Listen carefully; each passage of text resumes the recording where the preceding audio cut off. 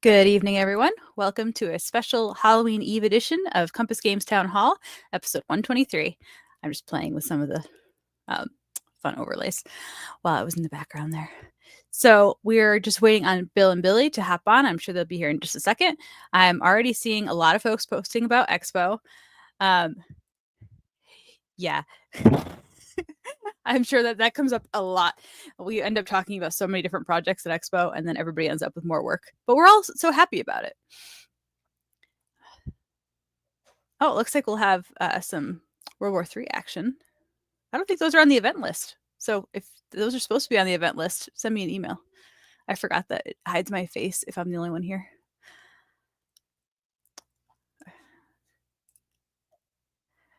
Yeah, I'm just waiting to see if we have a whole bunch of leftover trick-or-treating candy next week at the expo shop. Good name. Oh, I like the Halloween stuff. Well, I thank you. That's nice. Is it just you? Are we playing a coup again? No, he's coming. He'll come down. He's just upstairs talking. Got it. Okay, if they're supposed to be on the list, send me an email. I think you have my email address. Although Bill already asked if we have too many events going. And I'm like, well, we're not hosting all 180 events that are on the list. Most of those are player driven. Yeah, he's getting his costume on. Yeah. That'd be really good.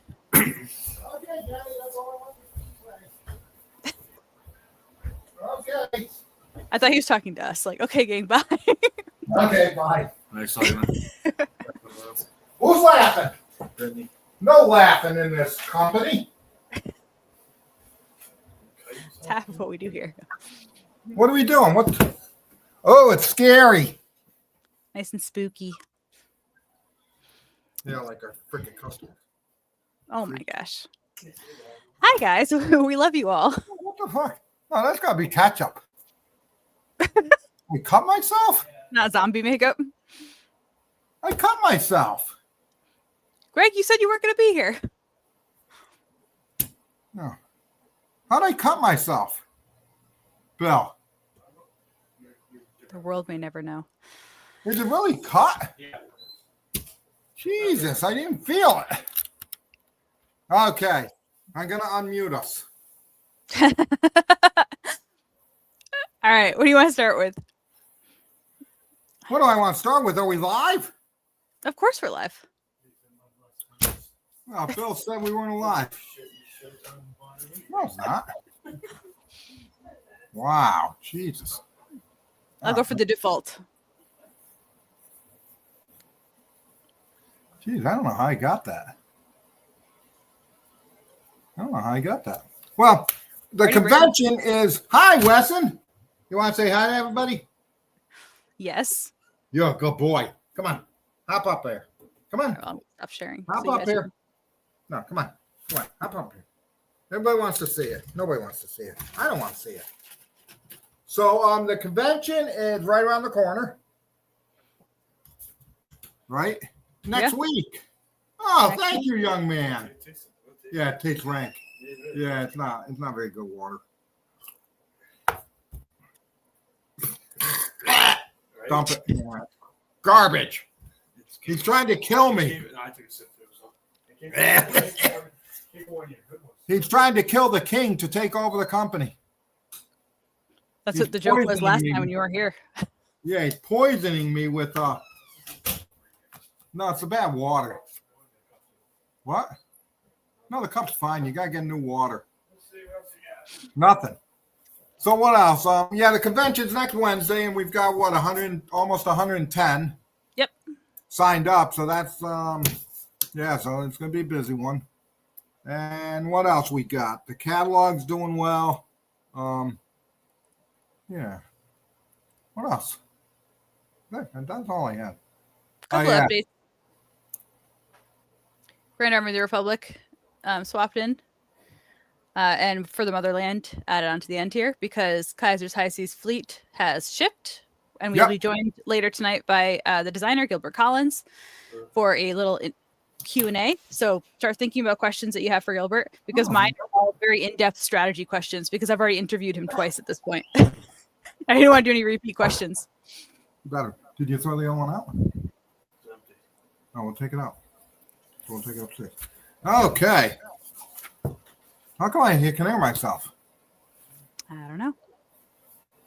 Hold on. Let me turn down my volume. Maybe you're echoing in my headset. Can you still hear yourself? No, I can't hear myself anymore. Perfect. Then that was my fault. Yeah. Status of tank leader. So that is going to the Hinkle fam, Matthew, Phoebe, and Ethan.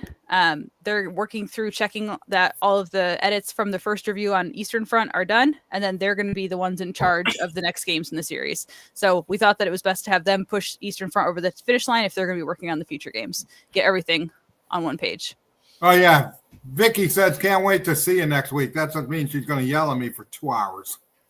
Like she always does. And like doesn't have a reason to. It's all turned in now. No, she always yells. My God. It's 9 o'clock at night, she calls. On her time, it's like 6 o'clock. On my time, it's like 10. So I'm on the phone with her till midnight. And I say, I've had enough. And I hang up. But you never sleep. So midnight's not really anything for you. Bill came in the other day. I didn't even hear him. This morning I was here for half an hour. He was here for half an hour and I didn't hear him. That's crazy. Yes, Alan, we have a page on our website about game submissions. I can see if I can find it and toss it in the chat for you.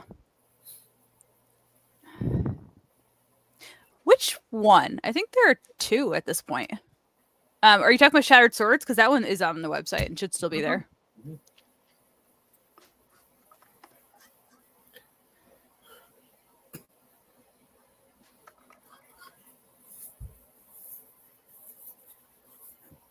Oh, Mo's here. Everyone's here. I thought Greg wasn't going to be here, and everyone is here. Oh, would have been a good one. So what else? All right, where is that page? There it is.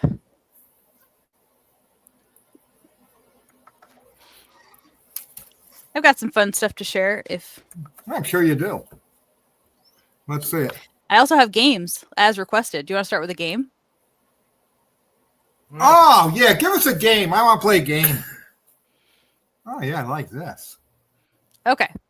Let me just make sure that they're organized in the right order. This is going to take some trial and error, guys. I might screw this up once or twice. No, well, that's every meeting we have.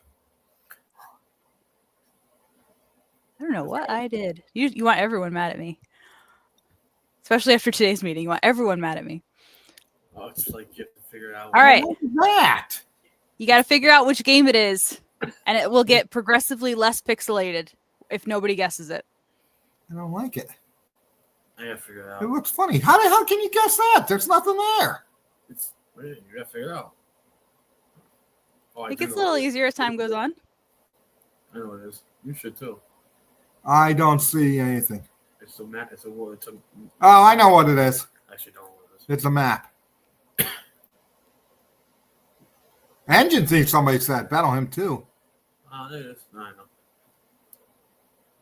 Is that what I thought? Oh, I know what it is. Yeah, I hope so. I don't. That was actually a good one. Yeah, but nobody knows Yeah, what it is. I went with some very oldies but goodies to highlight some catalog sale classics. There we go. Yeah, Chris, coming in clutch, and John, nice job, guys. Sovereign of the Seas. Sovereign of the Seas. Wow, that's nice. Do you click it or is it timed? It's time. I'm clicking it. Yeah, I don't know. I so could you put can time, stop but it until people guess yeah. it. I can stop as soon as people guess. It is time. No, that's very I like that one. new age shit. I thought it was something like Wheel of Fortune. Well, now I'm not going to do another one. Okay. I had 3 all ready to go. Question. Somebody had asked, John Tsai asked how the Troubles is coming along. So the Troubles, we're getting a new artist on board to do the updated map. So after we play tested all the different changes to the map, we need somebody to completely pretty much redo it to go from area to point. Bruce is going to try to work on that, but he has a pretty long queue at the moment. Lightning Strikes, we're going to be running a 5-man game all through the expo. So I'm sure we'll have tons of pictures to show you guys next time we're on. And that's with the last of the samples with all the updated counters and maps and everything. So after that, we should be pretty close to going to production. It's crazy.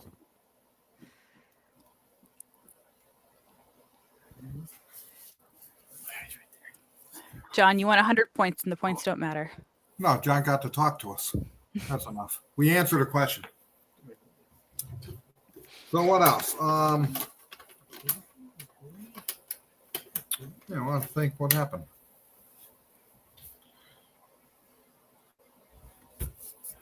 What else is going on? I have other requests from people. No, I was gonna. Yeah, okay. What you got? Okay.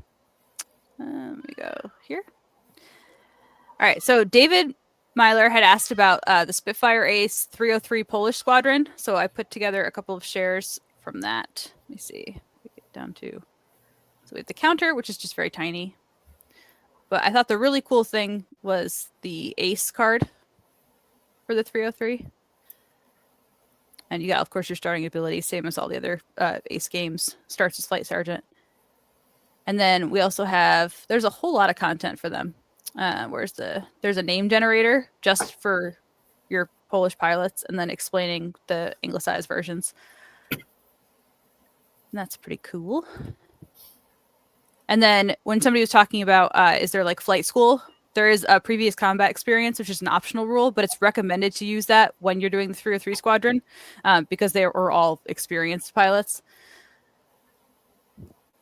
I don't even know what you're talking about.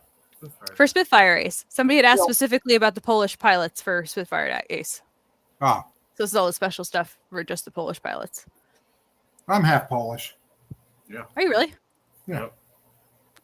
That's cool. I didn't know that. Bill, so Bill would be. Bill's half. Yeah, because because Mom's half Polish too. That's weird. But I'm half German, so. I'm mostly German. A lot of German.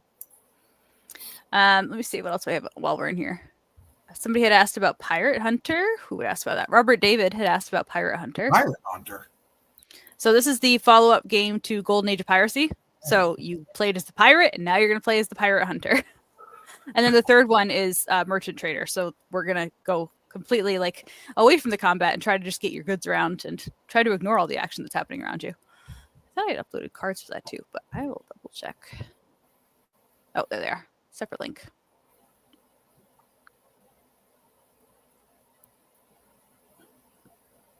Balance power. Yeah, I like that. Oh yeah. Oh, let me get there. I like the pictures of the ships for these ones.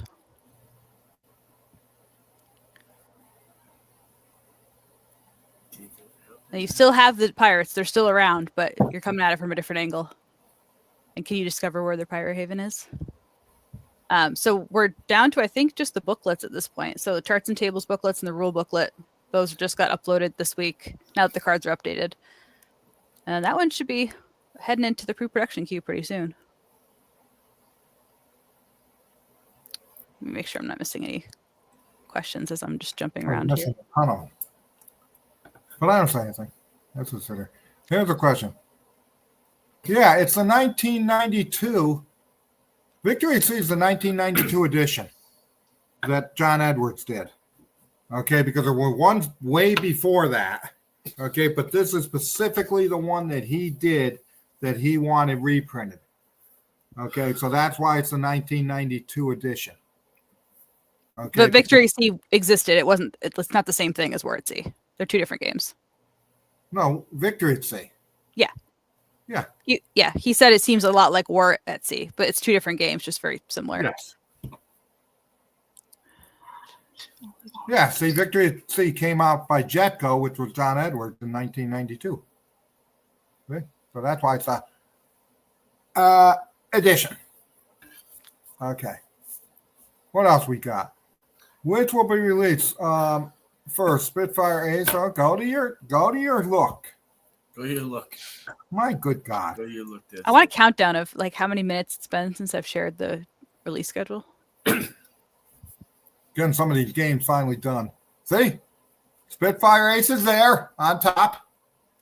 And Shushuki gone. It's different every single time. Yes, it is. So that was good. So I like that. Oh yeah, I should have thought of that. Combat Blitzkrieg has the Polish characters too. The 1992 refers to it's a remake of the 1992 edition because there's been a couple of editions, right? After. Yeah. Yeah. I saw one question and it jumped away. Chris Heiser had asked about. I thought that Tank Leader was all in one box, but no, it's always been Tank Leader Eastern Front. That's what it is on the website too. And then we'll do more, I guess. Chopper pilots all turned in, so we're waiting on the pre-production sample at this point. Mr. Lincoln's War, you love answering this question. Yeah, no, it's going to show up pretty soon in that pipeline. I like Early the next phonetic year. spelling here. That's funny. If he can't get Rebel Tide, I don't know if he's going to get Sensuicon. No, It's I always got Rebel Yell. Okay, what else we got? Did I miss a demo of High Seas Fleet? No, High Seas Fleet is already out. Yes, and the designer will be joining us in approximately 3 minutes once we catch up on questions. Oh, Jesus. Now, do I like Gilbert? Yes. Okay, just remind me who I like and who I don't like. Right, Bill? Right. Because that's very important. I think we have 2 Kickstarters ahead of that one. All right, so in the 3 minutes we have remaining, while everybody starts thinking about their questions for High Seas Fleet, I can share one more fun thing on the combat front.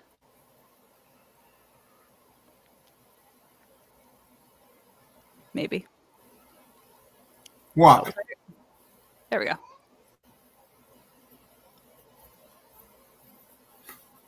The box mock-up for the upcoming combat SWAT game. So we have a lot of combat games coming down the pipeline. Combat Crete and Combat Blitzkrieg are going to be, I think, at Expo, both doing either demos or playtest sessions.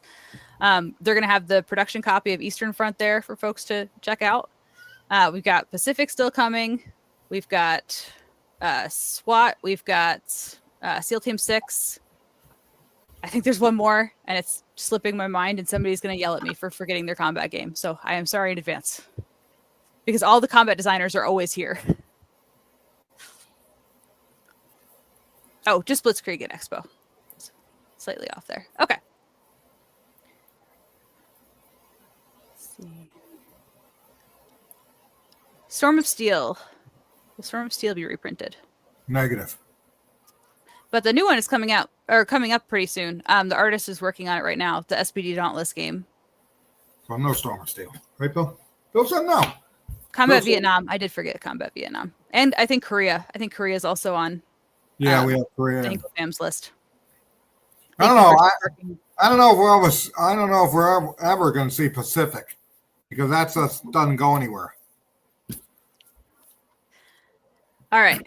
On that happy note, are we ready to welcome Gilbert to the stage? Yeah, I guess so. Good evening. Hello, all. Hello, Bill. Hello, Brittany. How are things? How are you? Good. How are you? Good. Pretty good. My right wing turret is smashed up, but I'm doing pretty good. I'm glad you're recovering. That sounds miserable. Oh, I was yeah, hoping you'd be able to make it down to the that's expo. Yeah, you know me, Bill. Thank God you said that, because I was going to be mad at you. No, I'm not mad at you. You're not mad No, at me. I know you're not mad at me because I'm perfect. No, I'm mad at you because you didn't come to convention, but now I know why. Oh, man, I want to come, but I slipped and put my shoulder out. Now I'm in physiotherapy for a few weeks. Oh, yeah. See, that's acceptable to me. I'm a good guy. I can understand things happen. And I drive a Standard. So, Jesus. yeah, I know. Unless you're... Well, he is sending us a new game to check out, so that kind of lessens the blow a bit. I'm gonna send you a new game by Christmas. I'm just finishing it up now. That's exciting. What game is that? A topic you like, the French and Indian War. No, I already said we were doing that. Yeah, Yeah, but he's going to send us the prototype. Yeah, I'm gonna send you the prototype because I can't bring it down with me this year. Yeah, I like that. So yeah, High Seas Fleet has been mailed and getting some good reviews, and we're selling quite a few copies, right, Bill? So that's good. Good. I'm just going to pull up the map so we have some visuals while we're chatting. Yeah, I really like the map that Newt did. He did a beautiful job, especially the counters too. Just lovely. I have the counters too. I can know. Yeah. That's the map. Yeah. This is not your kind of show there, Robert. Just going to tell you right now. Your attempts are extremely boring. Well, All right. no. So, Gilbert, I've already interviewed you two or three times, so I have some backup questions to get us started, but they're all very like in-depth strategy things. Okay. I think the most basic of the questions, though, what were some of the biggest differences in naval warfare between the two world wars, and what were kind of like the big game mechanisms that you had to adapt to reflect those? Well, the biggest things are no radar, right? No radar, no sonar, and can you believe it? The depth charge hadn't even been invented at the beginning of World War One. So there's big changes. Most signaling was done by signal flags by the British. Radio had been invented, but it was very primitive and it wasn't reliable. So those are the big differences between World War One and World War Two. Yeah. And then the combat system also got adapted to the fact that the dreadnoughts didn't really get sunk as often as they did in the Second World War game. Yeah.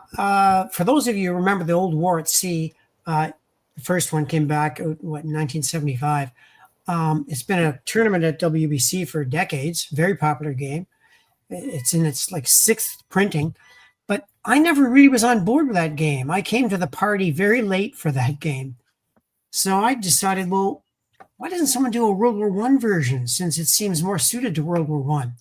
World War Two, the Germans didn't really have a surface fleet, right? They got Bismarck, Tirpitz, Scharnhorst, all of these surface raiders, but they couldn't take on the British fleet.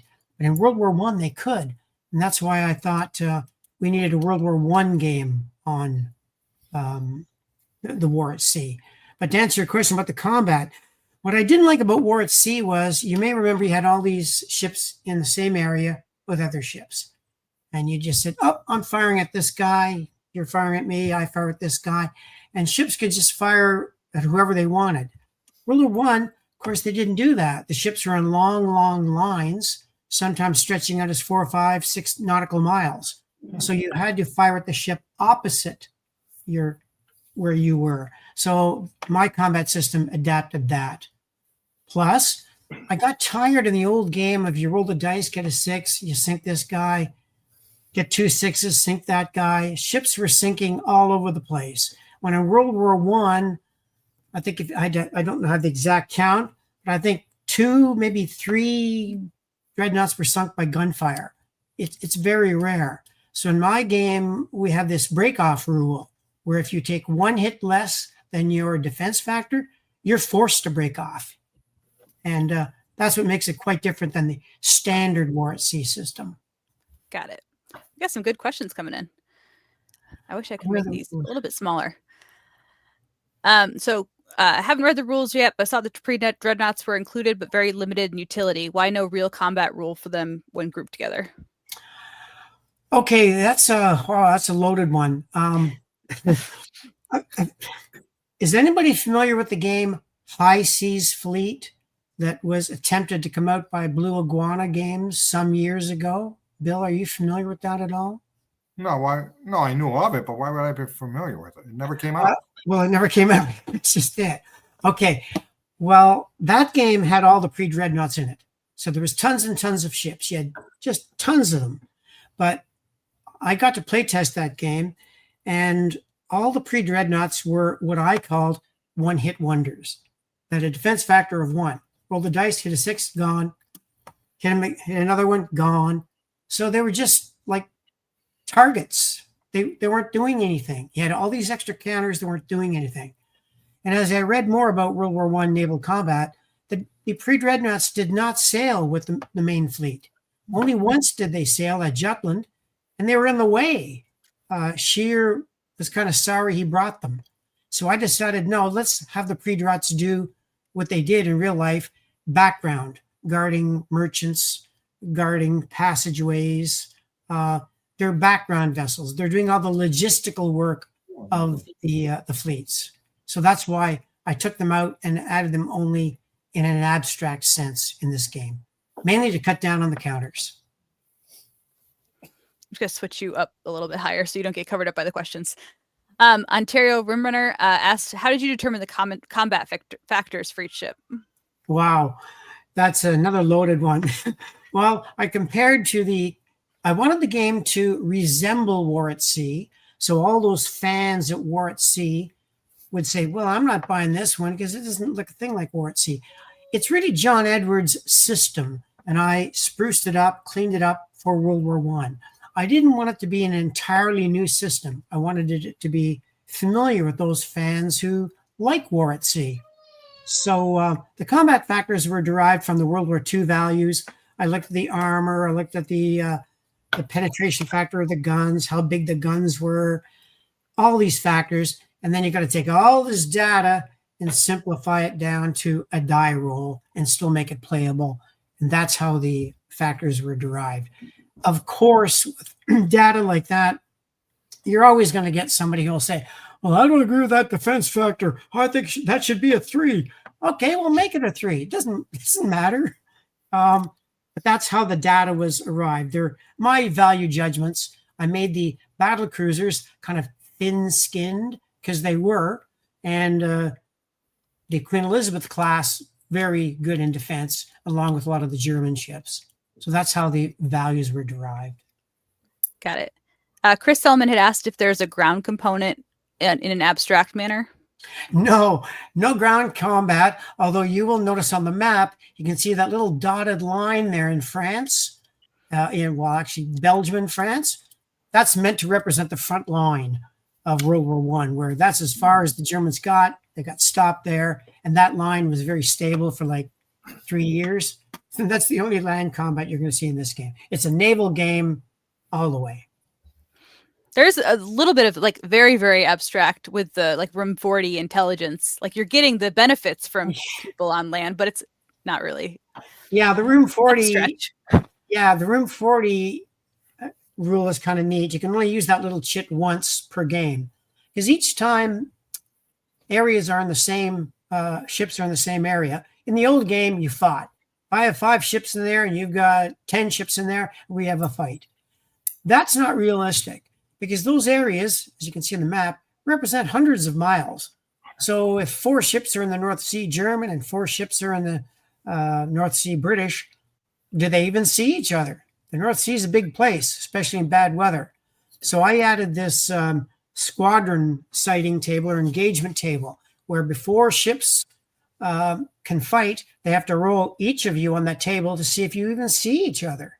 And even if you see each other, maybe not all the ships will be engaged. I thought it needed something beefier. And again, this is pre-radar. Radio was very primitive. Ships more or less saw each other almost by line of sight or by the smoke on the horizon. It's almost that cross period between the age of sail and World War II. Yeah. This one has actually come up on BGG, I think 2 or 3 times. Everybody seems to, some people seem to assume that you can do bonus movement without moving into the initial place, but it's very specific that it's an additional area. Yeah, somebody asked that, and I thought about that, and I can't remember why I said, no, you can't do it.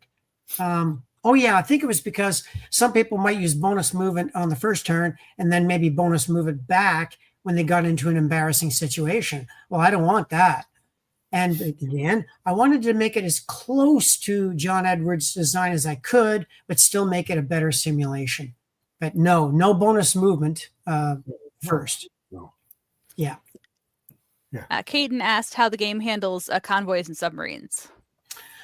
Well, submarines, I better say U-boats. There's only one submarine counter in the whole game. That's British. But the U-boats have the choice of attacking capital ships.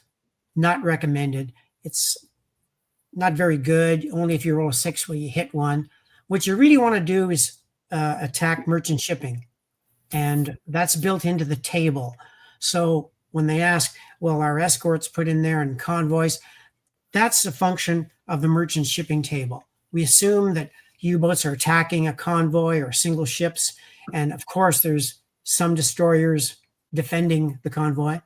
But you have to remember in 1914, you're not going to believe it, but British destroyers were armed with a bag with a hammer in it. And you go, what the hell is that going to do? Well, remember, the depth charge hasn't even been invented yet. And the hammer was used if the submarine surfaced or was at periscope depth, the destroyer could go by and they would take the hammer and try to smash the glass of the periscope. That's how primitive anti-submarine warfare was in World War I. Of course, the depth charge came later. Hydrophones came later, where you could hear the sound of propellers, but it was not sonar. You could say, well, we hear a sound at 090 degrees, and it sounds like it may be propellers, and that's all you knew. Didn't know the depth, didn't know the distance, you didn't know a darn thing. Plus, you didn't have a depth charge, so what can you do? Just to show you how abstract early submarine warfare was. How about mine warfare? How's that handled? Yeah, you'll see that on the map. Let's see if I can get some on the map here. Yeah, you'll see minefields in the English Channel. You'll see some at Heligoland Bight in the Baltic. You'll see minefields opposite Gibraltar, and another main minefield in the Adriatic and the Eastern. Now, on turn 1 of the game, since we're representing August of 1914, those minefields do not exist. So on turn 1, they're not there.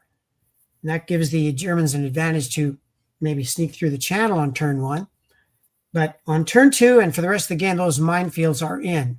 And anytime any ship tries to go through the minefield, he has to roll on that mine combat table. Not very desirable. Something may come up where you go, oh my God, I've just got to get those 2 ships in there. I'm going in through those minefields, man. Well, you roll the dice. If your ship gets hit, back to port, he doesn't get through. The minefields were necessary because they did channel where the ships could go. That's a good one, Bruce. Hey, that's a good question. Boy, I wrestled with that one because you'll see on the map the minefield there between the Black Sea and the Aegean Sea. Now, the minefield is just one element. You can see both sides, the Ottoman Empire and Bulgaria, they had naval guns on there. And the British at one point did try to force the Dardanelles, but nobody could make it through. It was just impossible. So the minefields, I wanted people to explore that. If you want to try, let's say you had a battle cruiser in the Eastern Mediterranean, you could move into the Aegean Sea, and in the bonus movement phase, roll to see if you get into the Black Sea. But before you get into the Black Sea, you've got to roll on that mine table. If you make it, great. If you don't, well, you're back to port. So in an abstract and simple manner, I'm trying to show all that stuff that's going around the Dardanelles with guns, mines, everything like that. Yeah. And I'm muted. So since you mentioned the Ottomans, I had a question there. So players have to decide pretty quickly whether they want to stick with the Goeben or enter the Ottoman ship at the end of turn 1. So the 2 ships kind of share stats and type, but they have different location restrictions. What are some of the things that an early indicators that a player might want to watch out for which way they might want to lean with that? Like if they want to go with the Ottoman ship or stick with the German? In nearly all the play tests, and even when I do solitaire, I usually have the Goeben escape to Constantinople as it did in real life. But in real life, the British and the French didn't know which way the Goeben would go. It could have gone east, could have gone into the Mediterranean, it could have attacked the French convoys that have to convoy the French army from North Africa back to France. So it's fine. We know where the Goeben went, but the British didn't know. So in a very good diplomatic move, the Goeben went west, then it went east and fled to Turkey. And that caught the Allies by surprise. I've read several books just on the Goeben itself, and it's a fascinating story. But in short, by the Goeben entering Turkish waters and landing at Constantinople, the Kaiser was able to sort of say to the Turkish government, hey, here's a gift for you. Here's the Goeben, a free battleship. Well, they weren't going to turn that down. So they renamed the Goeben the Yavuz Selim, and made it a Turkish battleship. So the Yavuz Selim is the Goeben, renamed with a new crew. I did not know that. Yeah. So they do have different areas that they can go to, though. Like the Ottoman ship can go into different sea areas than the German one. Yeah. Is there a reason you might want to stick with the German ship if you think that you're going to be in those different areas, or is it more just like thematic? Do you want to stick with what happened historically? No, I wanted to give players that option. And I've tried a few solitaire games where I said, hey, man, I want to try the Goeben going into the Eastern Mediterranean and see what the British can do. Well, in my practice game, the Goeben went in, got damaged, so did the British ship. Then they both had to return to port. So that was not too good. But the Goeben has to return to the closest friendly port, which just happens to be Austro-Hungary. Then on turn 2, remember, the mines are active. So now the Goeben, to escape into the Eastern Mediterranean, it's got to go through a minefield. So I went, oh, yeah, okay, I'll try it. It got hit by a mine, had to go back to port again. So it was counterproductive, but that's kind of the way it was. The Goeben could have gone into the Eastern Mediterranean, maybe got a point or two, but I'm not sure if that's worth it. The other downside is if the Yavuz Selim is not created at Constantinople, then you have no Central Powers presence in the Black Sea. You're kind of giving 1 point to the Entente player free every turn. You don't want to really do that. So the Yavuz Selim should really be at Constantinople, but I'm not hardwiring it in. You can explore other points. Maybe somebody will come up with a strategy I never even thought of, which is cool by me. Chris Selman had asked about how much of the U.S. Navy appears in the game. Well, I couldn't find a lot about the U.S. Navy in World War I, but they did arrive late, of course. The Americans didn't get involved till, I forget the exact month. Is it 1918? Anyway, last year of the war, the U.S. Navy it did do its job. But in the game, you'll probably keep it mainly in the North Atlantic, freeing up British ships to guard other areas. But the Americans could do a normal move into the North Atlantic, then do a bonus move into the Western approaches, and then, if they wish, they could retire to the closest friendly port, which would be England or America. So you could get, in theory, the Americans in the North Sea and stuff very late in the war.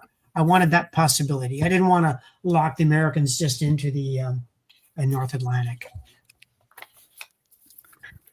Lots of very kind comments. Thank you. Loving your work. There's the nice hit counters. Yeah, the break-off counters, the sunk. I think we made enough sunk counters. I think in all the playtesting we had, I think we had 2 ships sunk. 2 ships. And I felt that, wow, this game is working because it's showing that it's not all about sinking ships. It's about damaging them, taking them off the board, and making the enemy burn resources to repair them. I had one big battle where the Germans got all banged up. The British didn't win the battle, but the Germans were so banged up, they were in port for 6 months to a year just repairing the darn fleet. So that's kind of realistic. That does answer my next question, though. I was wondering, because at the end of the game, you get VPs throughout the game for controlling areas, but you can also get VPs at the end for actually sinking ships. So that doesn't often come into play as a game breaker there, does it? Not often, but we had one game that was so damn close, and it was neck and neck. Both players were playing very hard. And then at the end, we counted up the points. We're going, oh my God, it's a tie. But one guy had 2 sunk ships, and those 2 sunken ships made the difference. The guy won by 2 ships.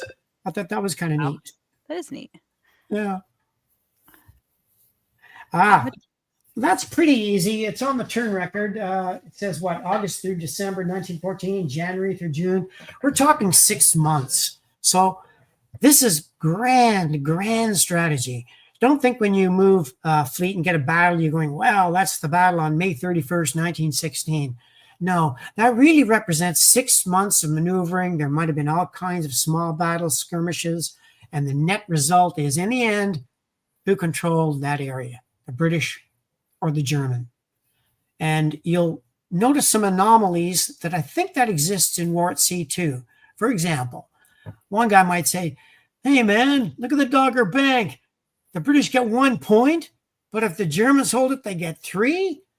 Yeah, that's because the Dogger Bank, the British are expected to hold that. That's home territory. Their fleets sail out of there, and they're expected to hold it, so they get 1 point. But if the the Germans ever held that area for 6 months, that would have been disastrous. That's why the point difference. And then the Baltic is the opposite. The Germans are expected to hold the Baltic, and the British, I don't think I've seen any British try to get into the Baltic, because again, you got that dangerous minefield, which you don't feel like missing, risking capital ships going through that minefield. I think we did when we did our playthrough with Julian and Billy, but we were going through mines like nobody's business. Did they make it? Some of them. Yeah, the submarine, by the way, can ignore that, because if you read the rules carefully, submarines are not moved; they are placed. Just like the transporter in Star Trek, you just pick up the U-boat and drop them where you want them, because minefields were not always effective against submarines. They could sometimes dive under them. You're very hard to keep submarines out. Don't think that one. Somebody had asked what's coming up next on your YouTube channel. You do quite a few videos. Mo and I are going to record a Learn to Play video. Thank you, Mo. I love his videos. I love watching his games, because then I can sort of parse through the rules, and he's very good at learning videos. So we're going to do one, I think tonight, when this program ends, we're going to shoot one of how to play High Seas Fleet. I've got some of my teaching videos of the prototype from a year ago. If you're curious, most of those are still valid. Yes, they're going to be the old homemade pieces I made, but the lessons there are pretty close to what the final game is. But my next video, maybe I'll do a new video showing these nice, beautiful components myself too.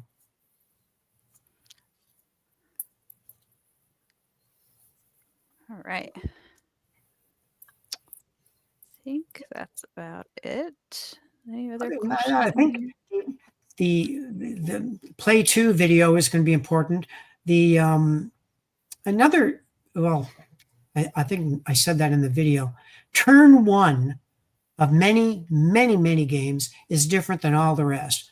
1914 or any game, because turn 1 you have to account for events that happened prior to August of 1914, and that's why the minefields aren't there. And when you play the game, you don't do the mutual reinforcement phase, and you don't do the mutual repair phase. You plunge right into the game with the Entente powers movement. And I've got rules for raids. A lot of people may not know that the Germans raided the British coast. They'd go in, bombard a town, take off, come back the next day or so, bombard it again, take off. Civilians were killed. And stories like that in the newspaper about a German fleet bombarding your town just doesn't look good. So you've got to do something about it. That's why I added coastal raids in there. As an aside, I remember one of the towns that was bombarded. The name just forgets me now. Oh, Whitby. Whitby was bombarded by the Germans, and Whitby just happens to be the story where Dracula takes place. That was interesting. So I think there were 2 questions about this, and I think we had it mixed up. I think we were referencing this area, because the Baltic is 3 points for the Germans. Yeah. So it's not, yeah. Yeah, I would say that's no doubt. That's fudging it a bit. That's game balance. But in the Baltic Sea, you do have to worry about the Russians operating out of St. Petersburg. And I wanted to, if you put one German ship in there and then the Russians sally out, well, the Russians are going to get the points. So, that's fudging it a little bit. But we do want to make a game that's balanced. But if people really don't agree with that, make it 1 point each, see where it goes.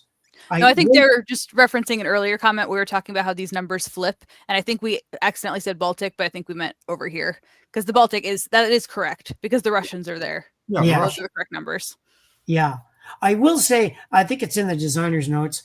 We found that in playtesting, the Germans better get ahead as quickly as they can at the beginning of the war, because we all know that the British Navy is going to get bigger and bigger and bigger and stronger and stronger and stronger.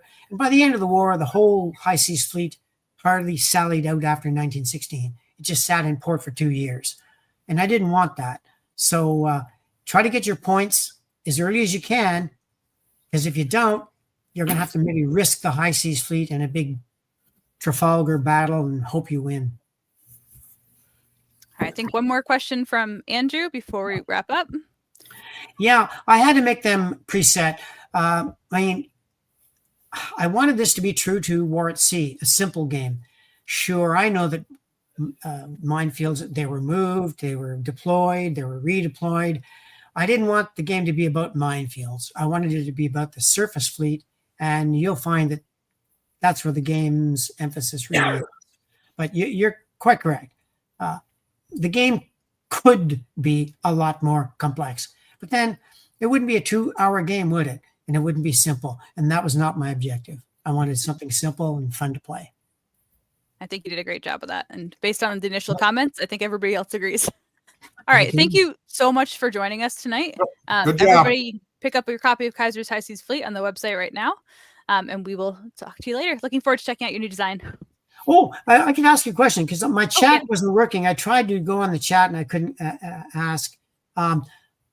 Any word at all on Ken Reppel's Battles of Burgoyne? Is that in the pipeline a year, 2 years from now? Do you remember that game, Bill? Battles I remember it. Probably be. I don't know if it's going to get on next year. It's still being in the development or pre-proofing stage. Yeah, I'm just curious. It's being worked on. Good. Okay, well, I'm going to be sending you down Battle for a Continent, and you and Billy can give it a try. Okay, thanks a lot. Be well. Get better. Yep, bye. Thanks. Thanks. All right. Got a couple more minutes. Do you want to play another game? Or do you not like my new age games? Yeah, we'll play. Yeah. All right, there we go. Actually, I'm going to skip to... I don't know if I like being on this side. Being on the other side. Yours on that side. Am I? Oh no, I moved him so that the person being interviewed wasn't being covered up by. Yes, it's shoot, and I can breathe.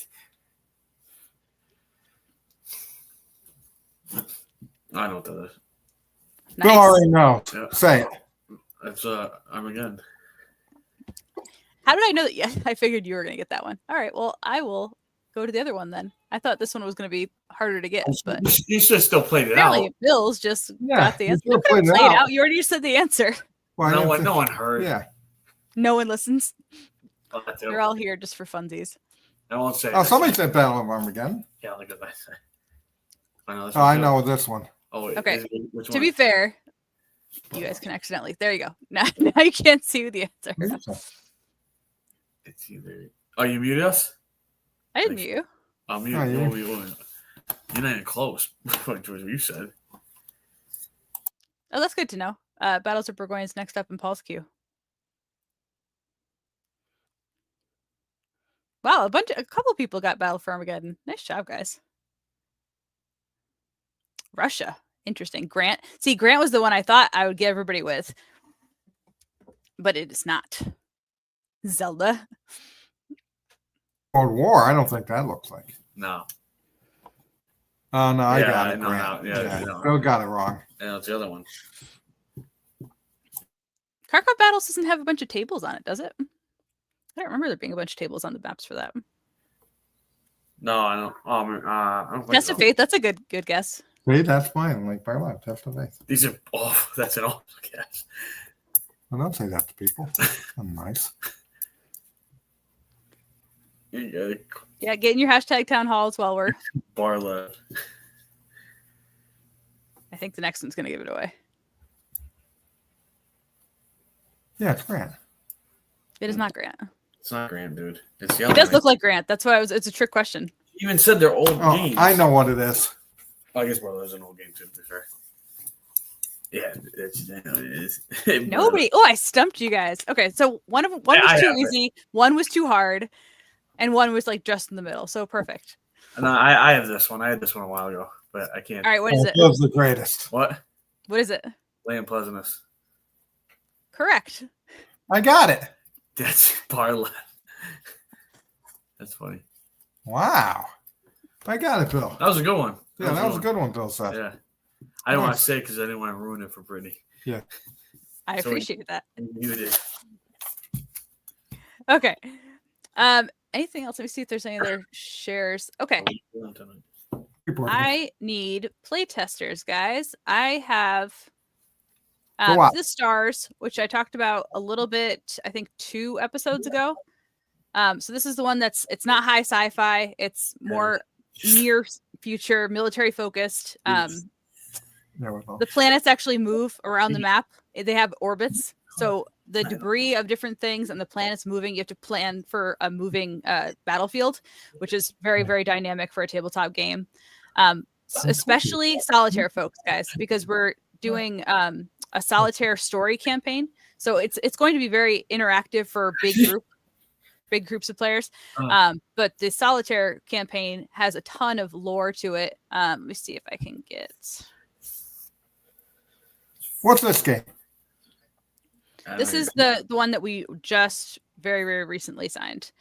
So this is one of the story scenarios that they all tie together and tell one long campaign story. And the amount of lore and just immersiveness that he's able to pack into these 4-page scenarios is just over the top. There's a ton of background information and what happens afterward. You've got your deployment, and then the actual AI is, because there's 2 different maps, you have a strategic and a tactical map. The AI covers both. So it's a very, very engaging solitaire mode, but we need some solitaire players who are familiar with Vassal to join us for that. So if you are interested, please let me know, and I will get that link for you guys while we're figuring out the giveaway for the evening. But we still have a couple minutes if you have any questions. I'm just pulling up that link in the meantime. Do you have anything fun, Bill? No. I don't know why I asked. Okay, here we go. So this is the playtester interest form. This can be if you're interested in playtesting any kind of game for us. So it has options on there to list specific games or just to tell us what kind of games you like. Fill it out, and then we'll be in touch. Probably after Expo at this point. She's the greatest. Like me. Yeah, Chris, you got a to-do list that's just getting longer. Like you got Santa's list getting there. Viking game is an artwork. I don't have any previews for that. Kevin, it's one big square map for that map, and then there's like a smaller tactical map. In fact, it is. Good question. Blue Water Navy Pacific. We're going to be moving that forward with the Hinkle fam. Stuart's just getting us the latest rule book, and Bruce has already uploaded all the artwork that we have so far. So we're going to get the quick start guides and the latest rule book, and then it's going to the Hinkle fam for final development and polishing. Speaking of games that people thought were not moving forward, Red Banner Northern Fleet is also moving forward now. I've got all of the draft files from the designer and working with Bruce on some counter mock-ups. I think I have the cover for that one that I can show you guys.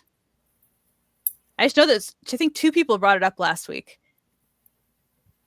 I was like, oh, of course, right after I do that. No, I thought I had them. He's crazy. You guys are so quiet tonight. That's the problem. Like, oh, what is going on? There we go. Okay.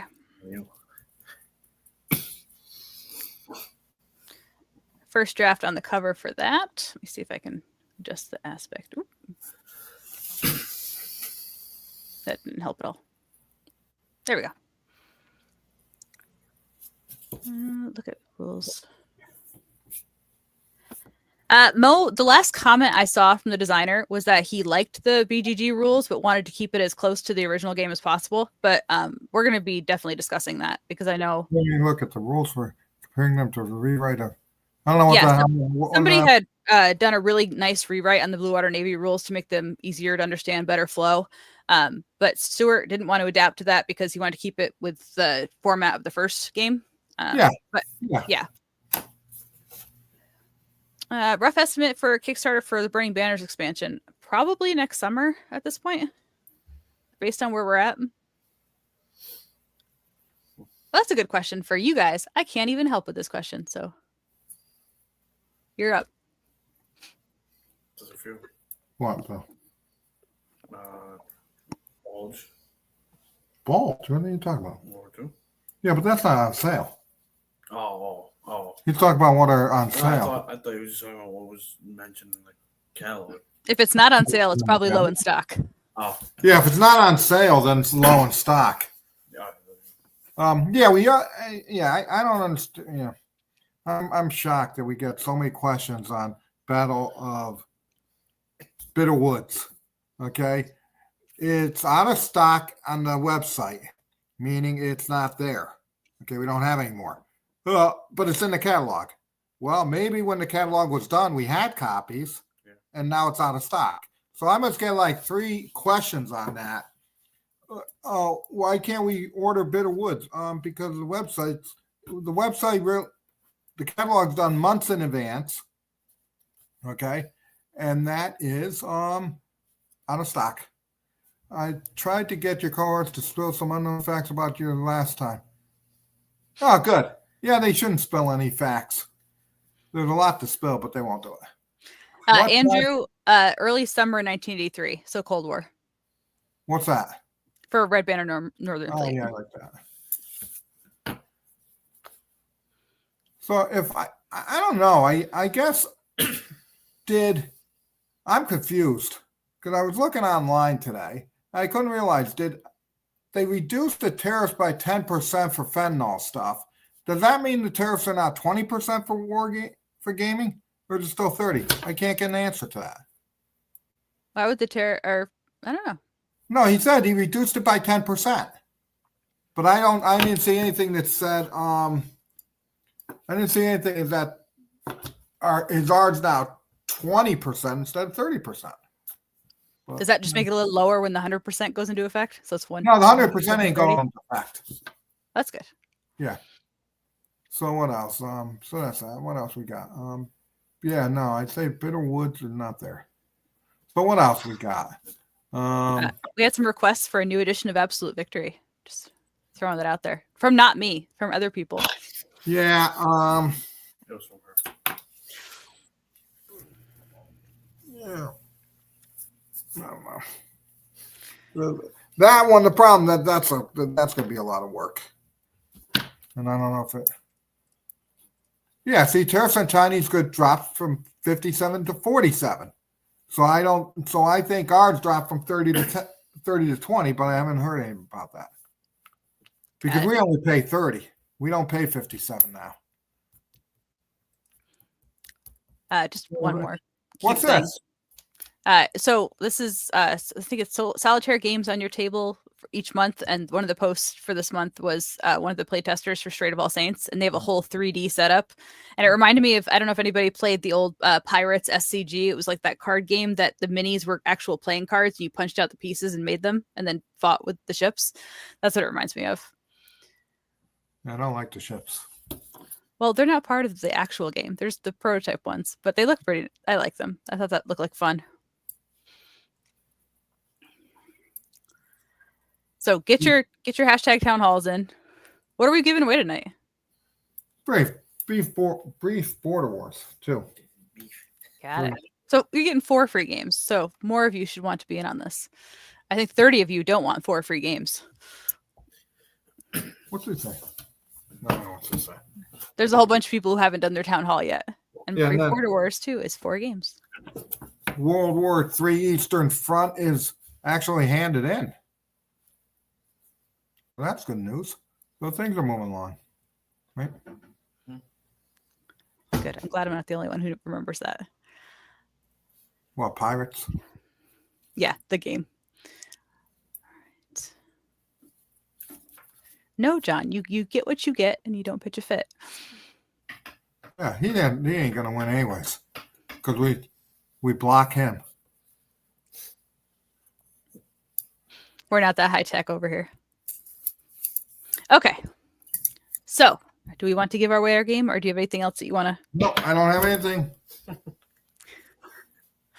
Where is the giveaway page?